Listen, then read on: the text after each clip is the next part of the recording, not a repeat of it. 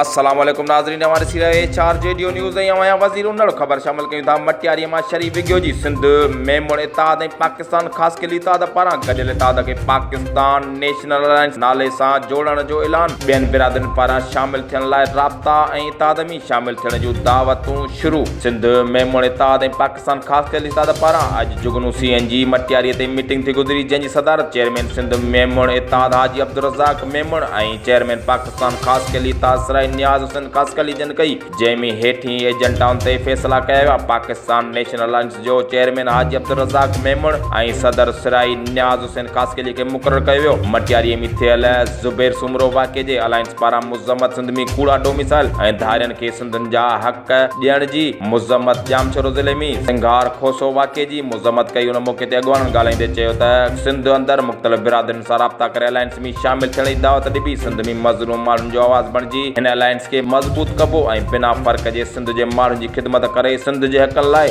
लॻल धाड़ियुनि लाइ आवाज़ उथारबो। अलायंस में सरदार अयाज़ मेमण, अनवर ख़ासकेली, अवेस मेमण, हुसैन मेमण, मंजूर अली ख़ासकेली, मोहम्मद परेल ख़ासकेली, दिलशेर ख़ासकेली, बाबू ख़ासकेली, मरहम अली ख़ासकेली, रियाज़ मेमण पिणु मौजूदु हुआ।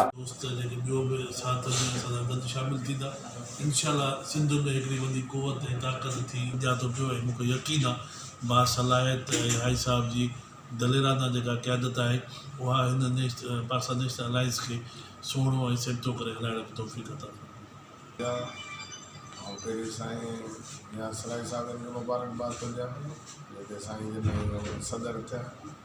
इहे उहिदा जेके आहिनि से माना एतिरी कोन था रखनि, अला करे त हिक ॿिए जे दिलनि में मुहबत हुजे ऐं इंशाअल्लाह ताला हीअ मुहबत क़ाइमु ऐं दाइमु रहंदी। ॿिन्ही बिरादरियुनि खे मेमण बिरादरी ऐं ख़ासि करे बिरादरी इंशाअल्लाह ताला हिकु थी हलंदी। जिते बि के अहिड़ा इशूज़ आहिनि इंशाअल्लाह ताला हल कंदासीं। भले मेमण बिरादरीअ जो को माण्हू जेकॾहिं के मज़लूम जेको आहे सो पुठि भराई न कंदासीं। जीअं ख़ासि करे जे बिरादरीअ तरफ़ां त मूंखे सराय साहिब चयो त अदा जेको आहे उन्हनि सां ज़्यादती थी आहे, मज़लूम माण्हुनि जो पाण पासो हले। मज़लूम बिरादरियूं आहिनि या जेके बिरादरियूं आहिनि उन्हनि खे गॾु खणी हली करे। चार जेडियो न्यूज़ में फ़िलहाल एतिरो ई। वधीक ख़बर ऐं अपडेट्स लाइ ॾिसंदा रहो चार जेडियो न्यूज़।